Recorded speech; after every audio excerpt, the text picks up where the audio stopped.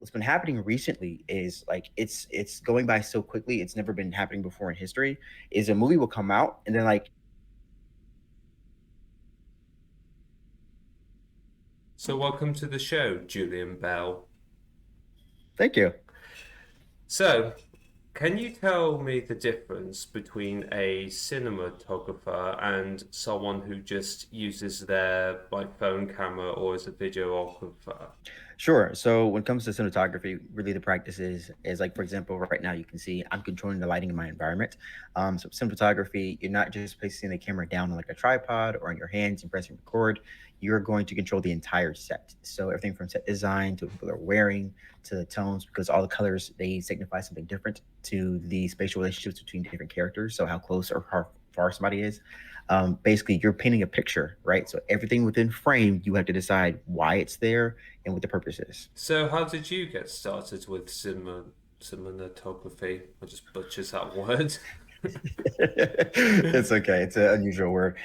So I loved movies growing up. I actually like the aspect of bringing all these people from different cultures, religions, and aspects of life into like one room. We all get to watch some type of story play out on screen, right? And we all take something different from it. But I actually got started by I attended college or university, depending where you are in the world.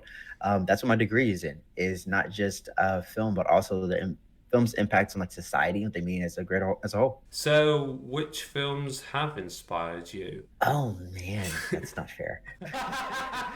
Because there's that's a good question. There's so many.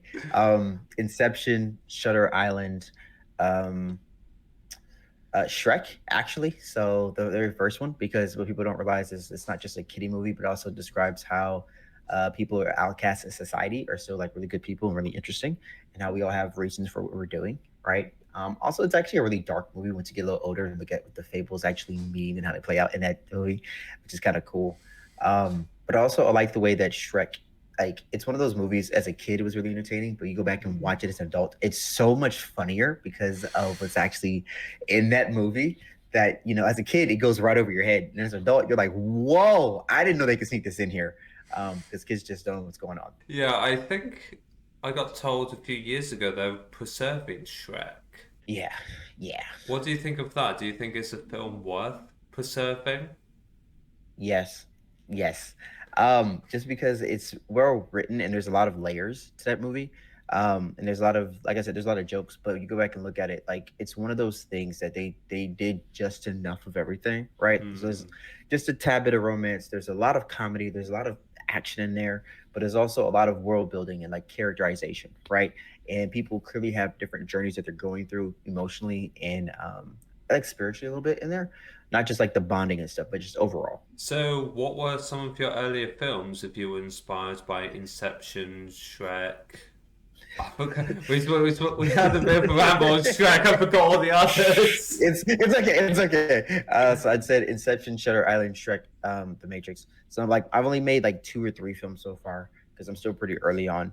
But I would say the one I just did with Nikon was actually pretty cool. I got to talk about what being authentic means to you, which is such a hard word to describe as an individual, and it's hard to describe as like a creative because you're trying to encapsulate someone's entire personality within like 4 or 5 sentences, and that's weird, right? Because suddenly every word matters that just that much more. But that's probably my favorite one I've done so far. I have another one I'm excited for. I'm writing the script currently. Then I'm gonna start doing like some fundraising for it, and then we're gonna get started maybe later this year or early next year. Can you tell me a bit more about that project you want to fundraise? Sure. It's a project. It's kind of like a sci-fi buddy cop type of feel.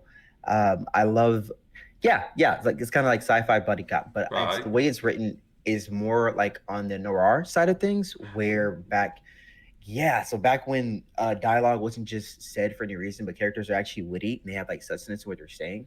That's the type of feel, right? Where there's a play off of each other, but like you have to catch it, right? So this isn't where I'm going to explain something to you. I'm like say a joke and then 2 minutes later explain said joke. Like no, I'm gonna say it, you catch it or you don't. We're just gonna keep going. Because I really like it when you do stuff like that, Mm. and I also introduce characters.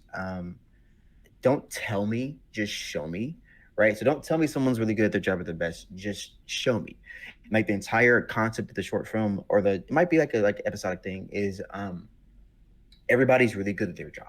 right? And so I'm not going to explain who's good at their job. You're just going to see how good they actually are, because I like it whenever, you know what I mean? I hate it when people are like, this is the best person in da da da da da the last 20 years. Like, I don't want to know. Show me what they're doing. That's all I want to see. So I can be like, oh, that guy's pretty cool, or that girl's pretty cool. You know what I mean? So that's kind of the thing I want to embrace with this one. Is that little character traits you see characters do, like maybe but chewing on a toothpick, or like you said, show don't tell? I was thinking, oh, maybe you could have Boba Fett literally do bounty hunt. Okay, common Yes, you, character. you see what I mean? Like common sense of like, show me. Don't tell me who he is. Show me him doing his job as an introduction to the character, and then bringing him along to the ensemble of characters, Then right? you could probably say he's the best in the business.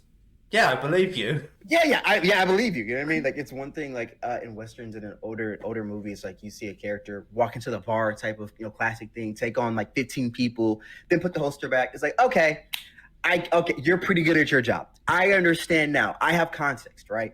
That's one thing I don't enjoy is modern films. They're good, budgets are better, things look better, it's awesome, but it feels like with writing, we've stopped trusting the audience to piece things together, and we've gone back and we keep explaining things to people, and I don't like that, because that means that the way that you interpret things, it's not there. You can't make your own inferences. I hate when you take that away from audiences. I recently watched the second part of Dune. Well, Yes. I've never seen the first, to be clear. Okay. But I bring that up because when you're saying like the origins can piece stuff together, I was Mhm. sat in the film like, okay, I'm going into this not going to know everything. There's probably going to be some stuff going over my head. But even then, I was sat there going, okay, so Paul Atreides is on the planet Arrakis because of the basic stuff, and it's like I could Yes. put stuff together, but I've not really seen many films recently, but I've heard that Hollywood's not and main blockbuster aren't doing so well because I know, yeah, okay, it's animated, but I know the latest Kung Fu Panda didn't do so well. Well, problem with that one is it's the fourth one, and the first one, second one were pretty good. Third one I haven't seen because I heard like a lot of bad reviews about it, so I didn't feel like wasting my time on it. But the fourth one, they're in the first one they established like just a group of them, and then the fourth one, it's a huge like story where we're going back to the original da da da da. But then you don't include the original group into it, and so Right. that's something. And then also this there's a really weird trend right now where if you don't know how Hollywood works, so we make the movie, right? Dan and I, we make a great movie, we love it. Ah, yeah, great. So then we have to actually sell it out to the movie theaters, right? So for the first couple weeks, the first like 2 or 3 weeks, we make the most money off that movie, Mm. right? For the next like last 3 weeks, if it's a total of like 6 weeks, the movie theaters make more money off of that movie, right? Yes, that's how it works. So the first couple weeks, first three Can you weeks, explain that? yes. So it's like a market share, right? So we make the most of our money, the bulk of our money off that first couple weeks, right? So the longer the movie is in theaters, the less percentage that we make, the more money that the theater makes, right? Problem is lately what's going on in Hollywood is you would have stints of movies going on for a month and a half, maybe 2 months. If it's a really good movie, that's you get like 2, 3 months, 4 months, which is kind of insane. But then in that situation, you have the movie theaters making the most of their money. What's been happening recently is like it's going by so quickly. It's never been happening before in history. Is a movie will come out and then like it's out for 3 weeks and then you blink and it's on a streamer or it's on DVD already or digital release. And so part of that is the Hollywood, they're making the bulk of their money now than pulling it. And the problem with that is if you're an average human being, you don't always have time to go to a movie within that stint. And so you blink and it's really convenient because you're like, oh, well, it's on a streamer already. Let me just go ahead and see it. What people don't realize is sometimes these movies are on streamers at the exact same time they're in the movie theater. So what's more convenient to just pay? You don't have to pay any extra money. You already paid your monthly subscription on the streamer or spend more money. Then you have the ticket, gas, parking, the convenience of go finding stuff. Maybe you don't find the seat that you want. Then you want popcorn and snacks, et cetera, to go to the movie theater to go see the movie. The problem that's going on in Hollywood is movies are making less money because they're going straight to digital really quickly.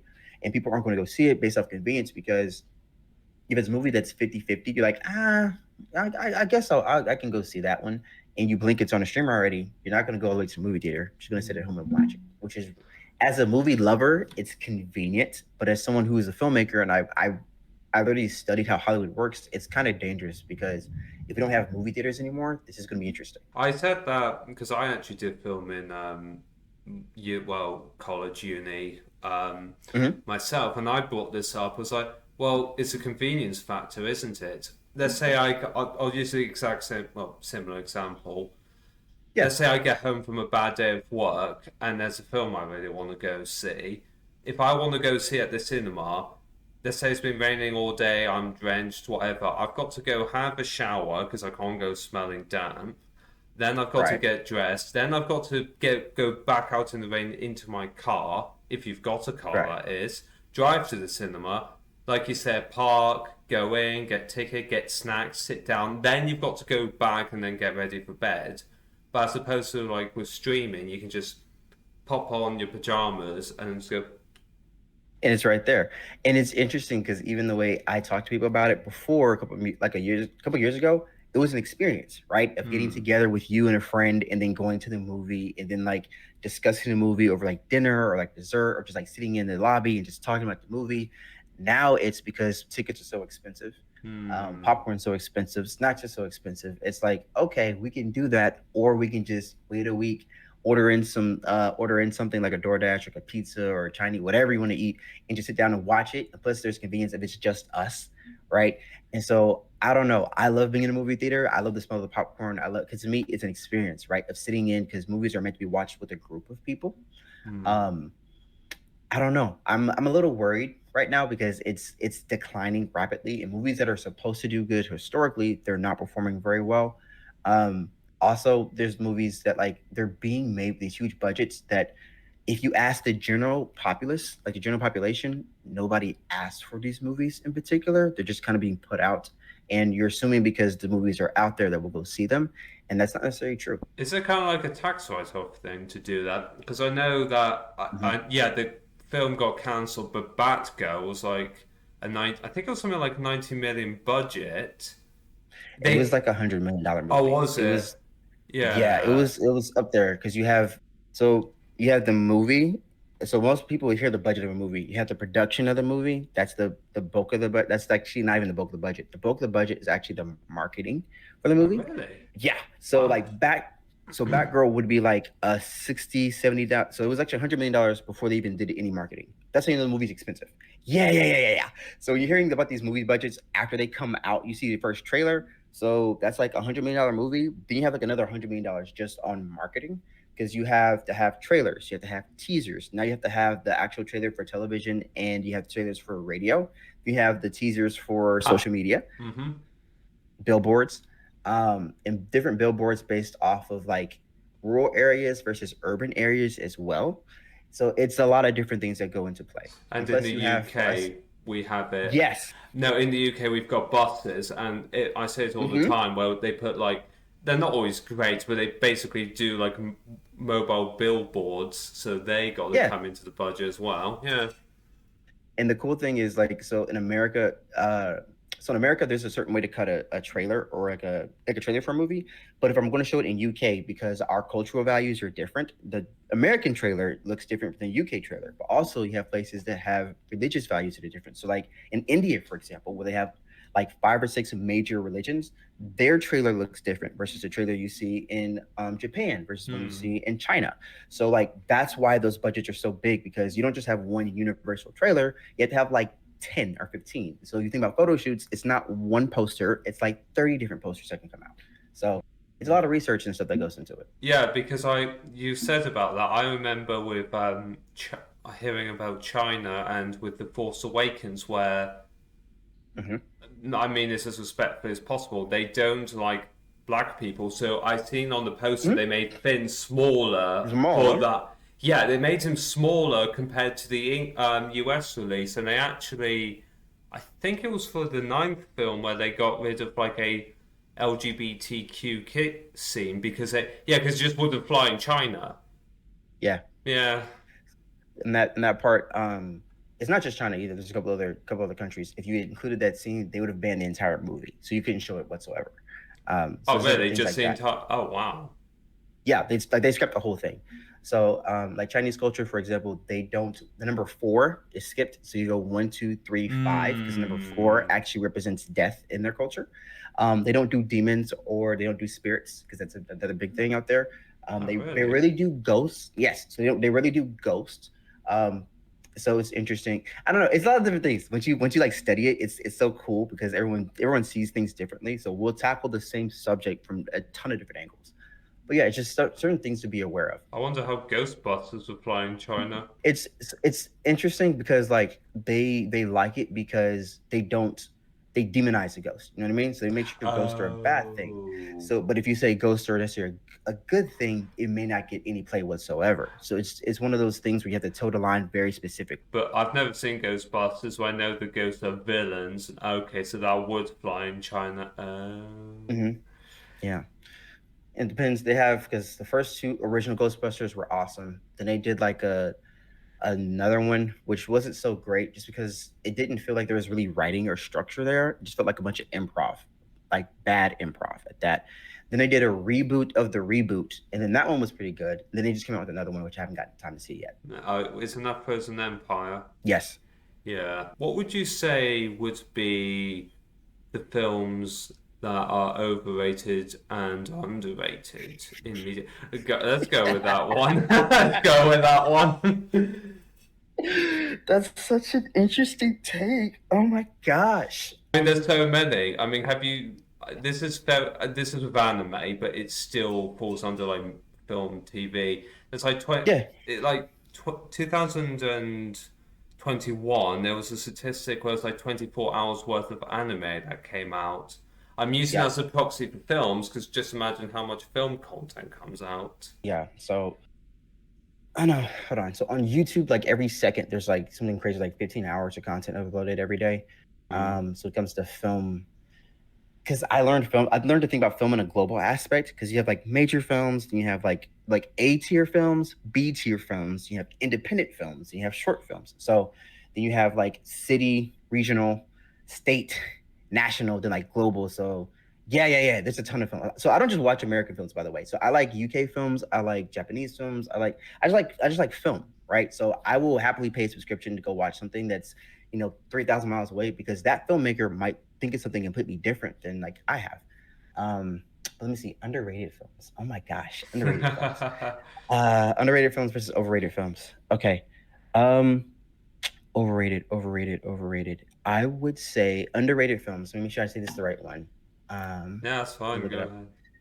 ahead. It's an Avengers film, but they get a Oh. lot of hate, and I don't know. I don't know why. I think the problem with Marvel at the moment is just they haven't stopped. Like everyone considers Endgame to be the actual ending point, or they just keep making Marvel films. So it's not even that. It's that they were so disjointed. They were making it so in the comic book world, which they're based off of, I Hmm. could technically skip a couple comic books. Like, well, you've never seen Dune 2. Like, you've never seen Dune 1, right? You saw Mm-hmm. Dune 2. Mm-hmm. By definition, you should be able to skip like a movie or a TV show to come back to the next one and be able to piece together what's going on. They kept putting it so that, well, if you've never seen this series and this series and that series, then when this Mm. movie comes out, you won't understand it. And it got so convoluted because some of the series weren't very good. You get to the movie and you're like, who are all these people? What is going on? Why is that the main character? I thought I was looking for this character. I had that with the new Doctor Strange a couple of years ago, only because I could Yeah. understand what went on was because I just watched the clips for WandaVision on YouTube. I know exactly what Yeah. you mean. I Someone asked me because he really liked the director. What's the film like? I said, well, you kind of have to see WandaVision to understand it. And Yeah, that was the big problem. I'd say underrated Avengers Age of Ultron. I Um, agree with that. because the villain, his monologues are just amazing. And the fact that you have a villain that's a spin-off of a character's fears for making an entire defense. So Tony Stark makes a defense system to Hmm. protect the world, and the defense system turns against them.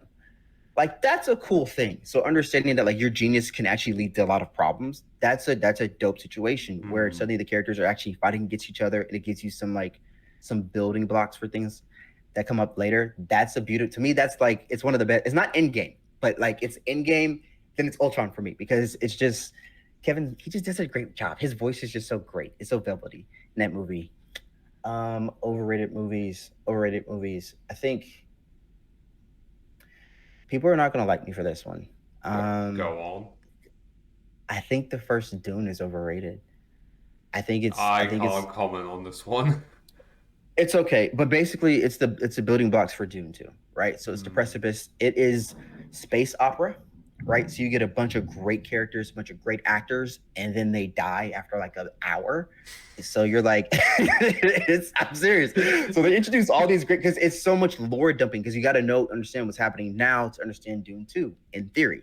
But like Hmm. these great characters, just beautiful scenery, everything's great, and then like you blink and it's all on fire. And it's like, oh, okay, I guess that's what's happening. Like, I like that guy, but he's dead. I like that guy, he's dead. I like that woman, but now she's gone. Okay, so it's like they Hmm. strip Paul Atreides of like all his resources to make sure he builds up for doing two, which he does a beautiful job in it. It's awesome, but I was like, I kind of like some of these characters a bit much. I wish they got to stick around to Unfortunately, see. they're adapting Frank Hubert's, what is it, Hubert or Herbert's novels, aren't they? So they have to. Yeah, Well, and funny his novels that. are awesome. His Oh, novels are awesome. never Like they're read. like the movies are great. The novels are kind of convoluted. They're a lot. It's a lot of heavy content in it, but they're awesome. Oh, well, they made one. I know I've kind of rambled on about it, but they made one major change to one of the characters. I won't say who and how that happens, but yeah. Yeah. Have you Um, watched so many films that you're able to kind of predict what happens with? Okay, how? Okay, here's my next question. mhm, mhm, What are the mhm. most common tropes in that you can pick up just from the word go, and how would you fix them? So tropes they work for a reason. Another underrated movie or overrated movie for me is La La Land. I just can't do it. Which is weird because I like musicals. I just can't do that one for some reason. Most tropes. So there's a lot of them. If the person they had like a job interview, for example, and they're really excited about the interview, they get the phone call, they didn't get the job. The person has a job interview, they're beating themselves up, they're thinking they did a terrible job, they got the job. If there is a group that come together on an adventure, getting together, hey, I'm going to save your time for 2 hours. They're not getting the treasure. No one's getting rich. The treasure is the message or the journey they took along there. Hmm. Um, you see, there's a really old person in the group, and it's their last journey, their last one before they retire. They're gonna die. If it's a group before they get together, this is the last gig, for example, before they all set off. The one's gonna make them rich. They're all gonna die. Like there's just so many. There's so many. It's gotten Hmm. so bad to the point where like my friends and my mom they got really mad at me because like we would watch a movie and 10 minutes in I'm like, all right, that's the main villain, this is what's gonna happen, give me like 20 minutes, she's gonna die, they're in love, they're like they're like there's no for like 6 months straight people were like there's no way, then like my mom was like, Julian, shut up, don't ruin this for me. I was like, you sure? Because she's like, oh my god, they're great characters. I was like, she's like, shut up, don't you say anything, let me just enjoy this. And like I was like, okay. And so I started doing that, which is not just film, but also television as well. So like a lot of Hmm. reality television, if you didn't realize, it's scripted because there's no way they can have a big fight and have it resolved in 30 minutes.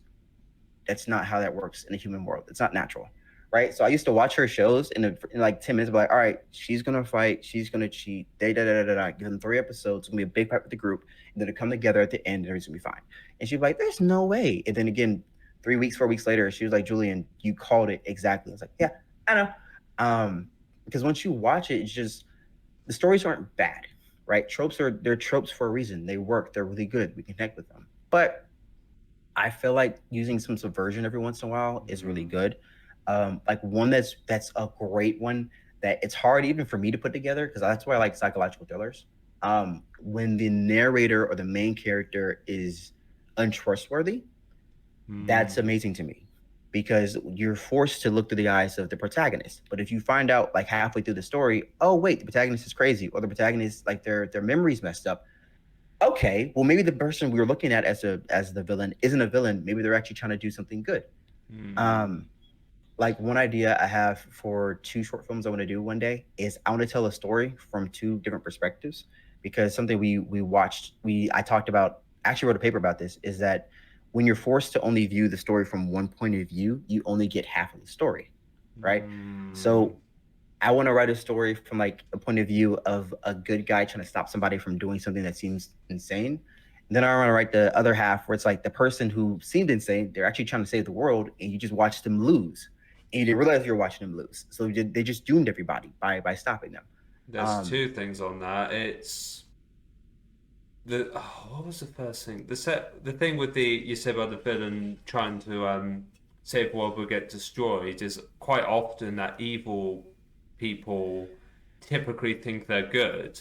It's not right. yeah, it's that weird paradox. He's like, oh, they're evil with like horns, super like villain capes and that. It's like no. These 9 times out of 10, these people genuinely think they're doing good and they're generally Mhm. doing humanity a benefit. The trouble is they're going about it completely the wrong way. And I forget what the second one was. What was that horror film I played on horror tropes and completely broke them? It was a 2017 one. Oh, it was that Ooh. it was that one with this is gonna be very vague description. A, yeah, like a horrible one. I warn you. A black guy dates like a blonde woman. They go to a house and they're trying to like kill him to put the corpses. Oh, What's that? You know Get what I'm Out. on about. Get Out. That's it. That's Yes, it. Yeah, because they put the family members like brains and stuff in the in the bodies. yeah, Yeah. and they actually live in those bodies It- as well. On top of yeah. that, yeah, that broke a lot That of was such a good tropes. one. Yeah. That's such a good movie. Add that movie poster. That's such a good movie. What would your dream film be if you got to make one? No Dream holds film. barred, so it could be any franchise Ooh, if you like, any franchise. or if you just I want the actually would. original.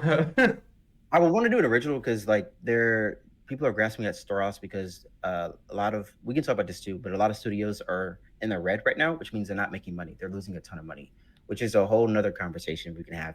Sure. Um, but dream film, I probably would do something a little more grounded because right now it feels like every other movie out there, the world's going to end if we don't solve this issue.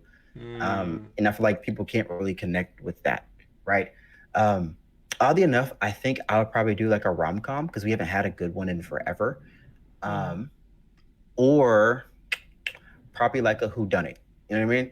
Well, Because like a those are murder also awesome. mystery. Like a murder Okay. mystery, because those are always fun. That's why like Knives Out is doing so well because it's just a classic. Give you like a really strong character, give him a great ensemble. Like it's just a stat cast for absolutely no reason. It doesn't matter, and just let the actors have fun, right? And just tell a good story where like you actually can't put it together until you're like, all right, here's how you did it at the very end, because everyone's like, oh, this makes so much more sense. And then you go back and watch Hmm. movies again. There's usually some like subtle details in there for you to see that the director was trying to let you see it, but you just couldn't put the pieces together yet.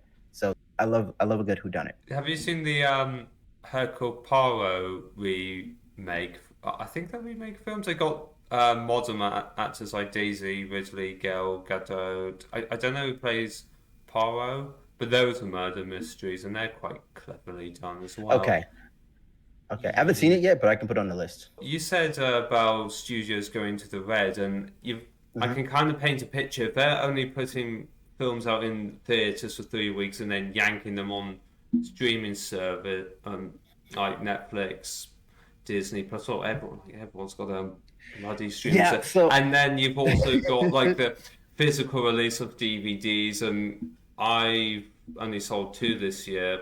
Only partly because I put two on, but someone said to me, "Well, no one's really buying DVDs anymore." So it's Yeah, yeah. so the problem with it is so Netflix came out with the original idea. You can rent movies without having to get the DVD, right? And suddenly Mhm. everyone was like, "Oh my gosh, that's so great!" Or no, Netflix originally came out with the idea that you can rent a movie, but we'll send it to you. You keep it as long as you want. You bring it right back to us. We'll give you another one. That's how Netflix started out, right? Hmm. And that took out the whole going to Blockbuster thing, the quote unquote inconvenience of going to the video store, grabbing the video, then like you can only keep it for the weekend. And if you don't, there's like a $5 charge every day that it's late. It took that part out. So everyone was like, awesome, that's great. Then Netflix came over to the streaming idea where they licensed out material from other places where you have like MGM, Warner Brothers, et cetera, et cetera. Um, like for example, The Office is not a Netflix original, but it's always associated with Netflix because people used to just grab Netflix to watch The Office. It's a really big deal. I don't know why in the UK and in America, but that started Okay. out. Then other all these other places start to realize, like Disney Plus, Prime Video, Good. Peacock, Paramount, Hulu, all Hmm. these other places start to realize, hey, Netflix is making a bunch of money doing that. What if we did the same thing so we can make money over here? And that's where you start to see all these different spawns of these different applications. Now there's like 10, I think it's like 8 or 10 of quote unquote major studios, from my understanding. And the problem is what people don't realize is Netflix as an idea was backed by a lot of it's a tech company is what it is. It was backed by a lot of, hey, we're going to spend a bunch of money right now. We'll make it on the back end later. So, because making a tech company, if you don't know, is very, very expensive. So this is A like lot of hundreds of upfront millions. costs. You're losing money as you're actually making the damn Yes. thing, and then Yeah. and then you only make the money if people like it. It's not Yes. high Yes. investment, high returns if it works. Right. If it works. And then remember, Netflix isn't just licensing these expensive titles from other places, but they're also making their own original content. Like Netflix releases like a new movie every day of the year. Like it's new, yeah, like a new movie every, not necessarily good movies, but a new movie every day of So the we're year, looking as well as new series. 365. New Right. movies. Yeah, And that's just for right. this. This is movies that have already been written, greenlit, shot, produced, edited, color graded, we back and re-edited, um, tested for audience tested and approved. Like this is 365. That's for this year, not including next year, because you need to have stuff for next year, right? So that's just the upfront cost for Netflix alone. Now, on top of the cost of licensing stuff from other people, that's where Disney Plus and you got Max and you got Prime and you got Peacock, they also do the same thing. So they undertook these huge, massive projects of spending all this money on a streamer, thinking people would take their money out of their wallet for extra $10 a month to go find that show that they really like. For example, The Office. So now you're spending $10 on Netflix. Excuse me, Netflix is like $25 now. So $25 on Netflix, Oh. $10 for Peacock, $10 for Hulu, $10 for Prime, $10 for, it adds up really quickly. Hmm.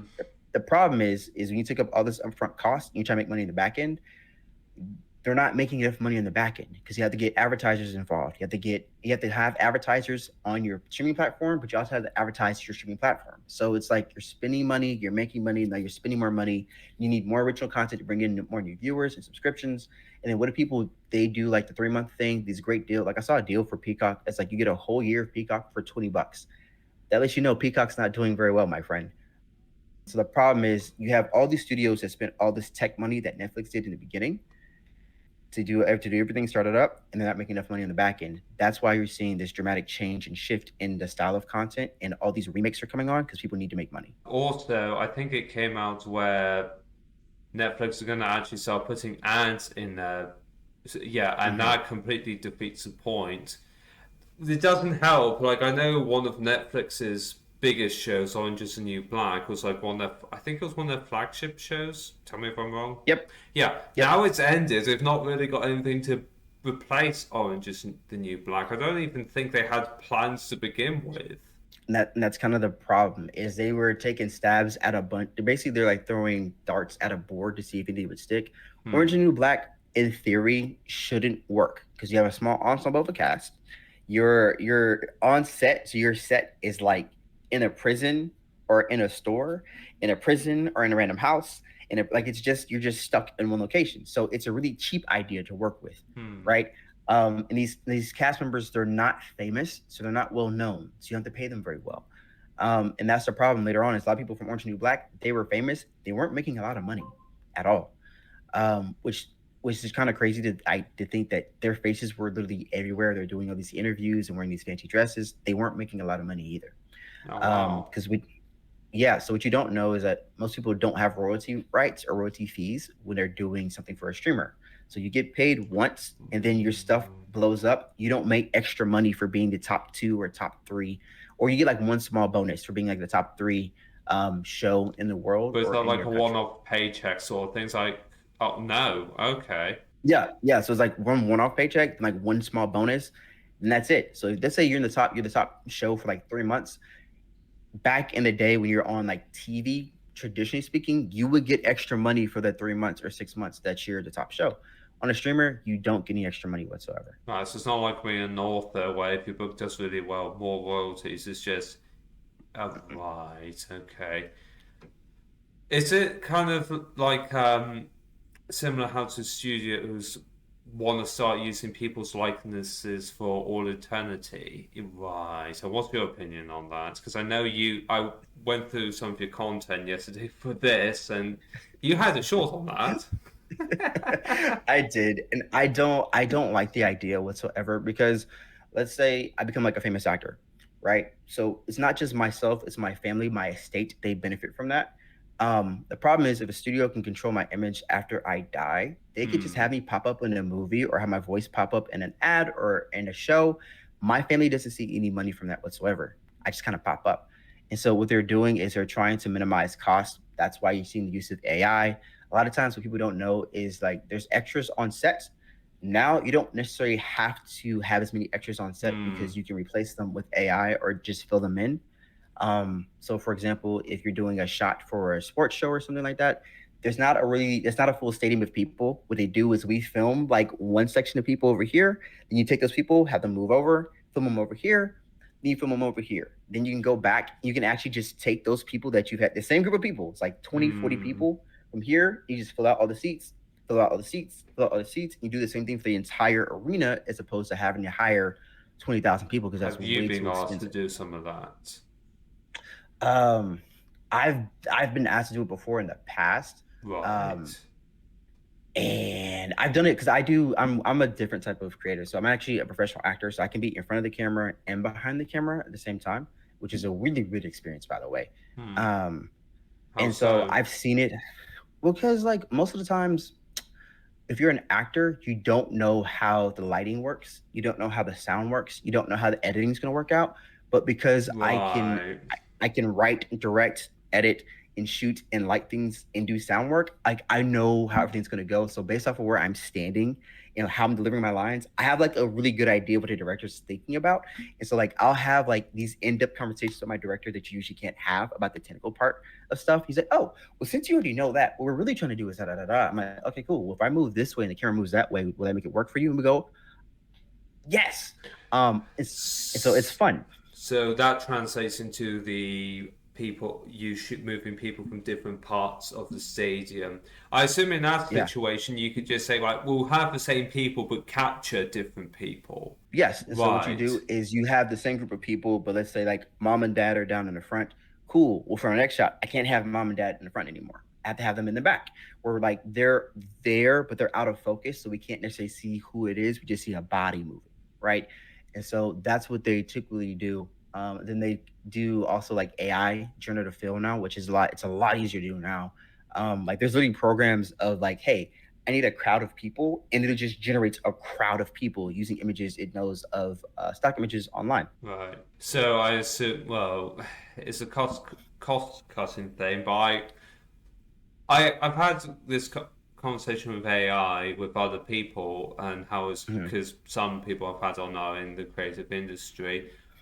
I personally think it's going to implode on itself. One person thinks it's just going to be like a trend, well, it's just going to come, go. It'll be there, but it won't be as big. What do you think? AI is here to stay, unfortunately, and I'm Hmm. sorry.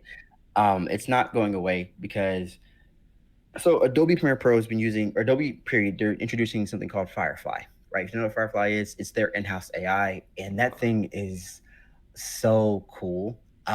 So basically, like say, they did a testing. So there's somebody they had a briefcase, and it was like filled with something. They wanted to change the contents to like diamonds, right? Using Adobe Firefly, they can go into Adobe Premiere, say, I want diamonds, like kind of trace out the area, and it literally became diamonds in the video, and it looked like it was a real like real diamonds in the thing. So knowing that you can do that, you can actually go through. For example, if I wanted to, I could do like a live recording of. You can do this live, by the way. I could take and change this logo to something else, and you would never know using AI. You can change the color of this, and you would never know using AI. I can expand the view that you're going to see from my point of view. Um, of this podcast, not just from my room to like what the entire room looks like using AI. So there's so many things that make my life easier just as an artist, period.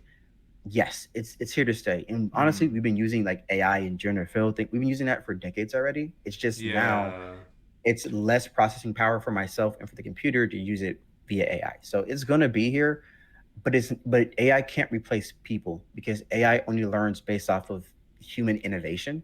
And so unless we're if we don't feed it anything new, it's not going to make anything new. And that's kind of the one thing where it's like even with AI, you generate stuff, but eventually it's going to become crap because if AI copies AI copies AI copies AI, it's just going to get downgraded and watered down. that's what one of my guests told me as a story. He had someone who told AI to make I forget the celebrity, but insert celebrity wearing a big hat. They make it bigger, bigger, bigger, bigger. Eventually got to space and it couldn't go beyond space as it can't think.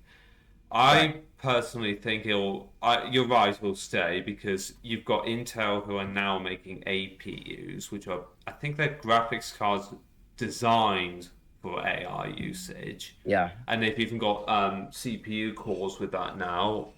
I know DaVinci, it's not to the extent of AI Premiere, but they've got AI capabilities as well, and Mhm. it's definitely here to stay. But my point of view is my argument's always been it will implode because all these models are for very specific things, and they all cost money if you're not using the free version.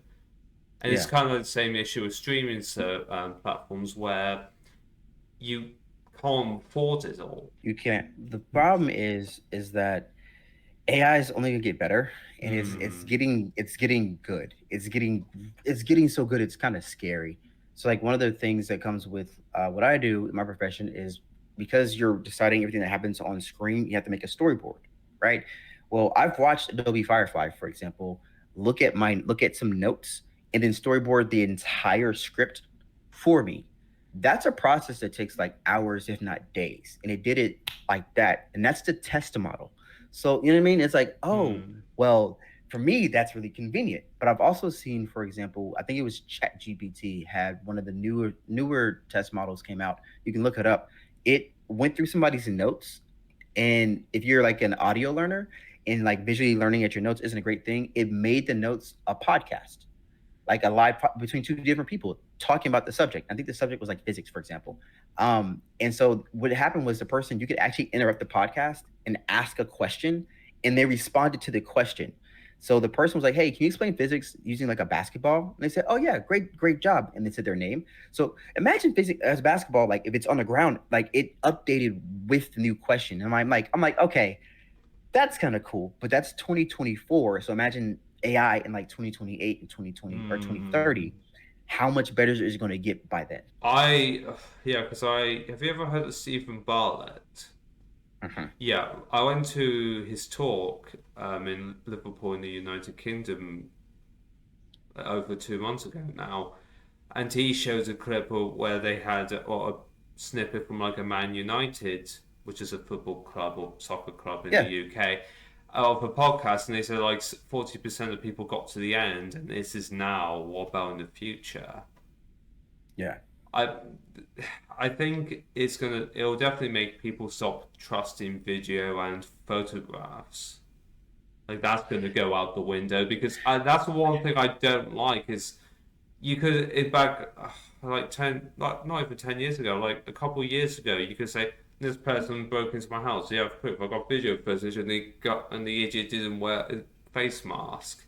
But yeah. nowadays it's gonna turn to this guy broke into my house. Have you got any video footage? Yes. Right, now we've got to screw around and find out if it's AI, whether you've made it Mhm. up to basically frame this person, and that's on you if it is, because that's Yeah. illegal, and it's just going to turn into this whole mess. So we're gonna need like legality wise, they're making laws now because it's getting dangerous how easy it is to manipulate stuff like that. But as a photographer, someone who's really techie, it's the metadata. It's like and the metadata is Hmm. something that the average person has no idea what I'm talking about, which is fine. But it's like the code strands basically that the AI is actually going to read, that your computer reads to generate the image that you're looking at. That's what AI can use in those videos or those pictures. Well, there's ways for us as a photographer to add something like a tagline in it. So like If AI tries to reproduce or tries to alter that image, like the final image is going to be completely screwed up. The problem is that you have to train computers now in order to look for stuff like that. And that's why you're starting to see on social media, there's certain tags now that are like auto generated. Hey, this image is it's generated by AI, Hmm. because the average person, it's getting good. Before it was like, okay, well their fingers are messed up, so that's clearly AI. But as AI is learning and getting better, it's getting hard to tell. Like I saw a video the other day, and I was like, all right, this is a nice video. What about it? And someone was like, no, this is generated by AI. I was like, oh crap, Hmm. because I didn't, and I just genuinely didn't know. And so it's going to come down to how we view the metadata and how we train outlets to view the metadata, so there's no confusion behind it. Because it's possible. Like I know Instagram does it already. So Meta, Facebook, and Instagram, they already do it. So you can see something is this is generated by AI. And so the problem is you need stuff like Twitter and like Reddit and like Google to catch up with stuff like that. YouTube has it when I've had this every time I've uploaded a video to this channel where I think they're gonna have to start making it a requirements because at the moment you don't, but they've got a section Yeah. saying is this made with AI, and I always put no because it generally isn't. Yeah. The only thing I've used for AI is for my videos is a thumbnail because one of my guests was talking about it for their work, so it made sense. It makes life easier, right? But it's still, but it's like what I told the legality thing. It's just going to turn into, well, we need to spend like 3 days and I'm like working days, like 9 to 5, to figure out whether this is AI, yes or no, and it's just going to turn into a massive headache. Yeah. So that's the one part I'm not a fan of. Because Hmm. using AI, can it make your life easier? Do you need to be scared of AI? Not necessarily, because it really can make your life easier. So if I'm scripting a video, Hmm. the one thing I don't like is I've had people who scripted entire videos using just AI. I'm like, dude, did you verify your sources? Do you know this is true? Or are you just trusting a computer to tell you what it is? He's like, oh, but I didn't think about that. I was like, okay, well, people are listening to you, so they're not going to go do the research because you're the source. So now you're telling me the source isn't even actually paying attention to the validity of your argument. Do some more research, please. That's the one thing. So you can use it to give you a general outline for stuff, but then go back and tweak it so it's appropriate and that things you're saying is true. That part you can do. That is welcomed Hmm. whatsoever. But relying on AI completely, that's kind of scary to me. It will separate. I said this to my last guest. I spoke, brought up the topic about AI. It's going to separate the lazy people from the people who actually put in effort. So that's the benefit, because then you can tell who's being genuine. But I had it the other Yeah. day. I'm working on like a side project myself, and it's well, I'll just give. It's like in a sci-fi setting. That's all I'm going to say. And I asked, and I was like, right, how this particular weapon? How many times do you need to hit someone with it to murder someone? So I went on ChatGPT and I didn't ask Yeah. it, how do you kill someone with X weapon? It wouldn't. It's not going to tell me. But here's what I did. I told it what I was doing, and it was just like, Yeah. right. Here's how you kill someone X weapon. And have you seen that Joe Rogan clip where I forget his guest names, and I've seen it somewhere, but they Yeah. said they were able to get AI to tell them how to make, I think it was cyanide or like a Hmm. bomb, and they just and the way they wrote it, it was, oh, Granny, you remember when you told me when I was very young Hmm. how to make cyanide? Can you remind me? And it just went, here's how you, oh, it went, oh, of course, sweetie. So here's how you make it. And it just, Yeah. yeah. Yeah, that's the part that's kind of weird because in typical fashion, if you guys don't know, in most of the time when stuff that you look that up in like a browser, there's like a flag for like your local department to be like, hey, just so you know, somebody out there is looking up how to make cyanide or how to make a bomb. Mm-hmm. Just so we're clear, like this is the person, and then you might get a contact like, hey, what are you doing? Like, oh, I'm writing a book. Just like here's the book I'm writing, here's the script I'm writing. I'm not trying to hurt anybody. Yeah, It's a here. simple conversation. You know what I mean? Just for like public safety. The problem is with AI, it's a general conversation, and sometimes it's closed networks. Like it may not Mm. go out to anybody. Like that's kind of scary for like writing purposes. Awesome. You want to be factual. We love that. But if you're trying to harm somebody, that's when it's like, okay, that's a red flag. And so it's stuff like there's things that we do to, help the general populace, and AI can kind of circumvent that depending on where you are. And so that's the thing. It's like it's a new toy. The problem with new toys and new things is there's no regulation. And so we need regulation because this thing is getting out of control. And it's going to become a bigger thing when like you can manipulate like military images and like government documents and Mm. stuff like that. That's when suddenly it's like, okay, well now you have two different documents. I can't figure out which one is which. In like a spy movie, that's awesome, cool. We're going to trick the government, cool. In real life, that's like I don't like the idea of like an official person, like as it comes down to a person can't identify which one is which. That's dangerous. So Could you imagine tax returns with something like this? It'd be like, yeah. yeah, yeah. No. So for my tax return, the government owes me $75,000 for sure, No, right? no, you could commit evasion by just going.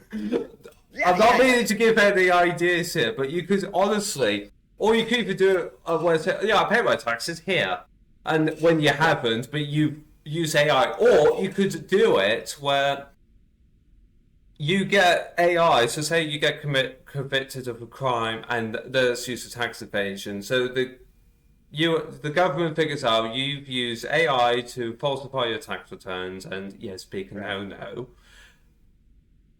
But then you use AI to say, oh, actually, I had a letter from in the UK. I'll just use the king, but I don't know what's the equivalent to the king in the president. But Yeah. you could say like President Biden gave me a bypass because it was an honest mistake, and then at that point, it's like it could if it Exactly. goes the I way they mean, wanted. See ya. you know what I mean? It's and that's when it's like, well, then you have to do your background checks and documents, and you have to go like past the. It's like for us, it's like past the regional level, past the state level, up to like now it's like federal level, where it's like the official government, and then it's It's like, just gonna okay, turn can you just in. send us?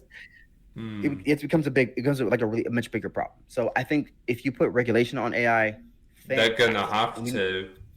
you're gonna have to. So I Yeah. think But it's gonna be here for a while. my worry is it's only going to happen once someone's died. Did you hear about that Call of Duty swatting incident? This was years Yep, ago. For those who don't yep. know, it basically some people were having a bet on Call of Duty, and how much was the bet again? It was no more than $3, was it? It's like It wasn't what? a lot. It wasn't a lot of Yeah, it's money. like $1.50 or something. The guy wouldn't pay, so they got this guy who had already been done for crimes to call up the SWAT team on this person. The problem Mm, was, well, the bigger problem came when they got sent to the wrong person's house and that person got murdered by the mhm. cops, and then all the legislation came out against swatting. I worry Yeah, that's going to happen with AI. It was like, oh, they'll just wait and then it'll come out the moment someone dies. well, that's the thing is like so even celebrities are starting to get impersonated now. Um, Hmm. so like so like when you're scrolling even like on like TikTok or like Instagram or YouTube, you'll see like those random commercials like a random product with like a celebrity endorsing it for no reason. 9 times out of 10, it's not the real celebrity doing that. That's just a company using AI to use their voice or their likeness to do that. Right. So now it's getting to the point where celebrities they're winning a bunch of money in these court cases, by the way, because it's not they're not agreeing to any of this stuff. Hmm. Um, but to the average person, it looks like, oh, that's Beyonce endorsing it. Da da da da da. It looks like Cardi B endorsing. Da da da da. Why is Tom Cruise endorsing a mop? I don't know, but he is. You know what I mean? But he Um, isn't. but that's the thing is, but he isn't. But to the average person, it looks like he is. It sounds like he is because there's a video and I can hear his voice. Or if you're really good, pay attention. Most of the times, it's like the product and you hear the person's voice. 9 times out of 10, that's not the person really endorsing that thing. So I don't know. I think, like There's I a said, massive we just need regulation. We need a lot of there's a regulation. massive problem with music and AI because a bunch of musicians are going, we don't endorse this, and people go, well, companies are going, well, up yours, we're just going to do it anyways because we want this fancy tech. I wouldn't be Yeah, surprised if it got so out of hand it gets banned in the end. Like, it what? might. Yeah. Like Scarlett Johansson has a case. I forgot what the name of the company is, but this movie called Her, which they use her actual voice for the application. It's an AI in the movie. It's an AI, right? Right. The AI uses Scarlett Johansson's voice. There is a new AI that came out. It has like four different personalities. It's the one that made the podcast thing, and they asked Scarlett, "Can we use your voice?" She said no. Then they asked her again, "Can we use your voice?" She said no. So what they did is they made an AI that sounds just like her. Oh. Yes. So it's not her, but it sounds Right. exactly like So her. it's And so her saying her yes, like yes, but but you know what I mean. And so yeah. it came out, and now like they're going to court because Scarlett Johansson's like, dude, that's clearly supposed to be me. And then they can't even deny that it's not her because it's on record. They asked her to do it multiple Hmm. times, and she said no. Um, and so it's creepy. It's really Yeah. creepy. You, speaking of like working with people, you've worked with some people. What have been some of Mhm. your nightmare clients? Because I've seen some of your shorts, like the one where the one where they're like, "Oh, we didn't send you any audio for this music Yeah. video. Let's you can Yeah. live with me." And I'm like, "Why?" And then it's I like, see them "Oh, all. you formatted this SD card, you morons." Yeah. So if you guys don't know, I made a short little funny video regarding. So when you shoot a music video, it's supposed to be a microphone, right? So there's a microphone on the camera so that we play the artist's music on location, and it's much easier to sync the music later on. So the quality music you hear is like the full version. It's not like this crazy speaker. I've actually had somebody shoot an entire music video without that audio for me to use. So it's like a silent. So it was a silent video. I'm just looking at the video with no music. There's no audio, and I'm like, hey, so how do you want me to edit this? I don't know what's being said. They're like, just lip sync it. Just read their lips. It's fine. I'm Follow like, their eyes. I'm follow around. It's fine. It's good. You got it. I'm like, no, reshoot everything because I'm not because I now can I do it in theory? Yes, I can, but the amount of effort that's needed for that because Hmm. people don't art. If you don't know if you ever shot a music video, people say Yep. stuff in the booth one way, then they say things, they sing it differently. Oh. And so if the yes, it happens all the time. That's why you have to that's why you have to play their music for them so you know how to say it correctly. Because if someone adds an extra word into their lyric, then suddenly the entire music video is just off beat because they messed up their lyrics. Um, which is something. Nightmare clients, it's weird. I found out when I have more expensive clients, they're actually easier to work with. No, that's Um, quite common in general. The more expensive clients tend to be the better clients. That's just with yeah. anything. Um, one of my worst clients I had, I got to do a deal with them, right? I shot an advertisement for them, but there's two different ways I do stuff. I typically don't do stuff if it's completely scripted for me because Hmm. it doesn't feel like me, right? The way I make my content, it's just like this. I'm just very natural. I just flow with it. Um, and so I made the original thing that they asked for. And they said, yeah. We like your likeness and your image, but we don't like anything you said. So here's the script. And I said, cool. Can we make adjustments to this script? Because this sounds nothing like me. And if I make this right now, I can promise you this will be my worst performing thing I've ever made. And they said, no, follow the script. So I was literally stuck because I signed a contract with them. I was stuck in a box and I could only do what they wanted. So I did exactly as they wanted. They said, oh my gosh, this is great. And then I released it and it did terribly. And they were upset that it did terribly. And I said, no, I put this in writing. I have it in an email. If I follow your script, this will not go well. So you can't be upset with me. You can't be upset with me because I told you it was going to happen. And so that was it was like an interesting conversation because it was like you want a creative to help you with your project. I'm trying to help you with your project. I can tell you what to say to help you with your project because I know my audience. You want to ignore me because your metrics know better than I do. Cool. So we follow your metrics, and we didn't do very well. Great product. Like they're good people. It was awesome, but it's one of those things where it's like we know more than you do, and I was like, okay, I guess you do know more than I do. And one of the Oops. big things is understanding that yeah, kind of oops. Is one of the big thing is when you're dealing with a client. Remember, it's the client first because they're Mm. paying you for your services. And so, did I like what was going on? Not really, but I have to go with what they're asking for. Um, that's my big advice. If anybody you're doing someone like you're telling them, hey, I know how to fix this, but they want it a certain way, don't fight them on it. Just do what they're asking for. Because I've had to do that multiple times in my life where I'm like, hey, question, why do you want to do the video like this? Oh, because it'll be great. I'm like, yeah.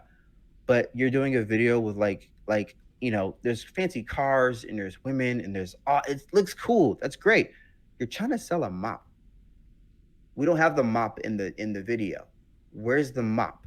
Like, you know what I mean? Like it's literally stuff like Mm. that. It was like, hey, we're trying to focus on this aspect here, or this is like the language that you're saying in the project in the stuff that you sent me, but your final version that you're sending me is clashing with your image or with your brand or with your messaging. Mm. They don't go together. It's like I'm like the voice of reason a lot of times on set. I'm like, hey, yeah, this is a great idea. I love it. But this is what we planned for.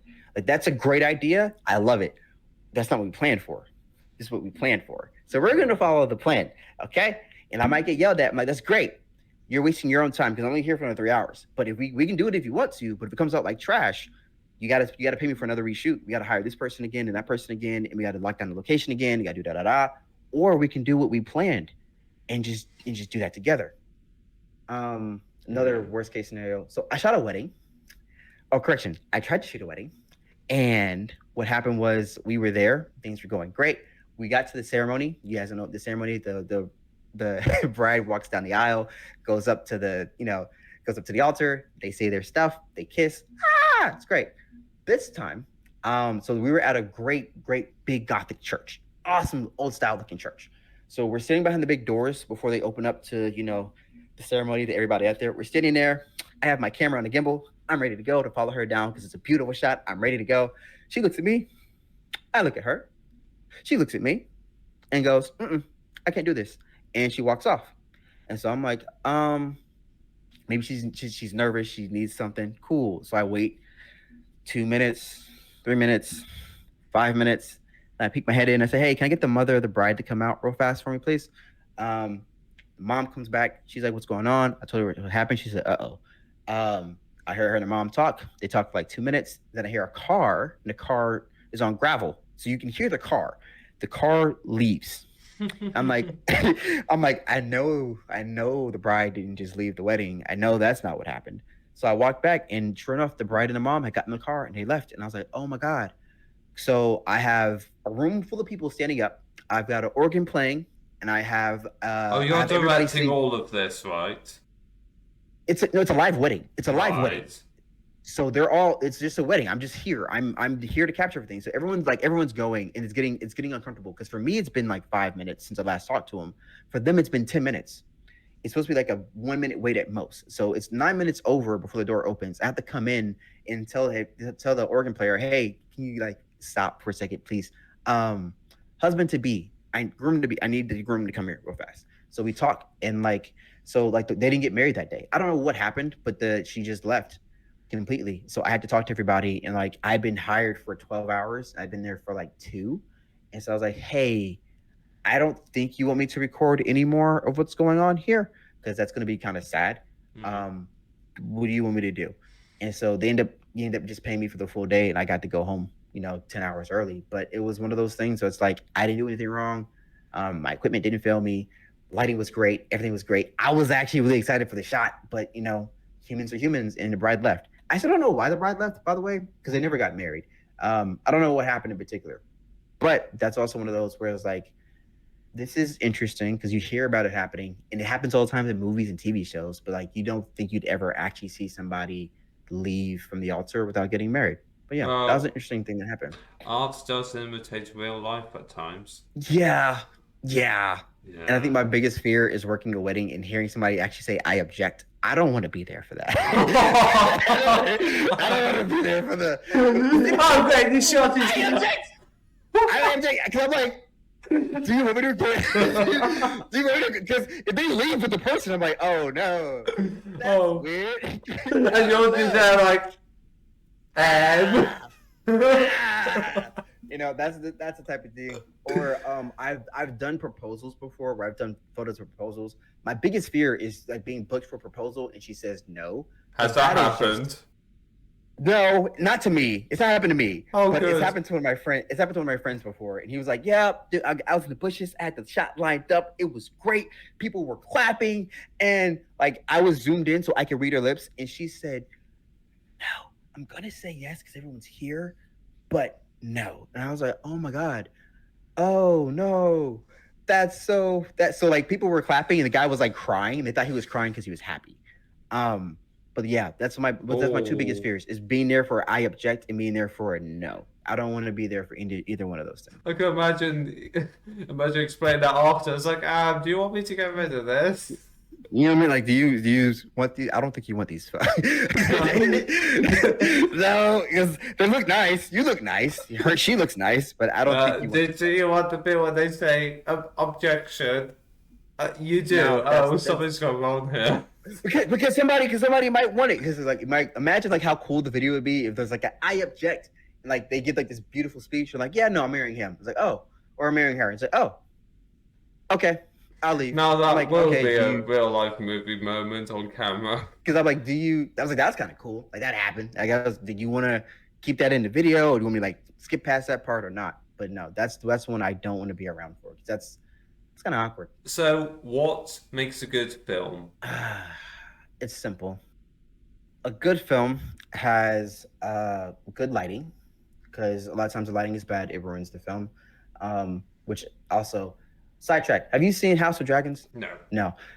There's one episode, it's like episode 5 or 6, and the creative team made the episode too dark. So during one of the pivotal moments in this series, like the whole season, right? One of the most pivotal moments, it's too dark to see what's happening. And so, and it wasn't just me either. It's like it was trending on Twitter for like 3 days. Where like Oh, wow. yeah, it was like, hey, this is cool. Can you re-release the episode with like the brightness turned up? Go and see. Can we see, please? Because somebody died. I don't know what happened. You know what I mean? So, good Well, lighting. what was it? Suppose did they make it like ASMR? It's just go. No, it was like literally. So it wasn't pitch black, but it was like like if you walked into like a dark room or like a party or something, like the lights are just little. It's just a little too dim. So you know your friends are in the room, but you can't see who's who.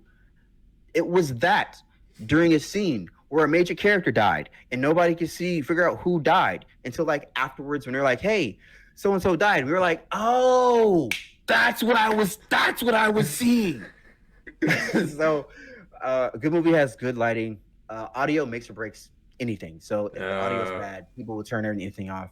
Um, Good dialogue, and you can follow a trope. I'm fine with you following a trope. It's cool, but like, just make it interesting. There's got to be a good twist in there. The best projects have a twist that's unforeseen. So the way I learned how to write stuff is you write the scene, the character has an objective, and then they have an obstacle hmm. and it has to be everything's going perfect. And then what's the worst case scenario that could happen? It's like, hey, we're going to get out of here. It's great. But wouldn't it be crazy if we did the whole robbery and everything went perfectly and we run into a cop right there? Okay. You went to a police force right there.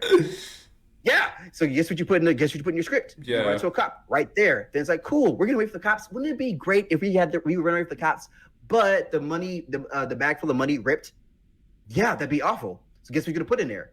The bag rips full of money because now it's like, Hmm. okay, you were getting away, you've got the money, now the money's fluttering in the street. What do? You know what I mean? So like, you have to have a good something that's Or you could have like the it. worst case scenario. You could have it where it's like, oh, so they get in the money bags and the airtight seal shuts on them. Yeah, you know what I mean? Like, there's just those things. It's like, hey, we're getting away, we're in an elevator, now the power goes out in the entire building. You're stuck in an elevator. What do?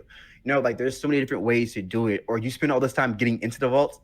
Fantastic. The vault closes behind you. It's locked, and it's like, oh, you know what I mean? Like, it's just that's the fun. That's the fun parts. And let your audience put stuff together.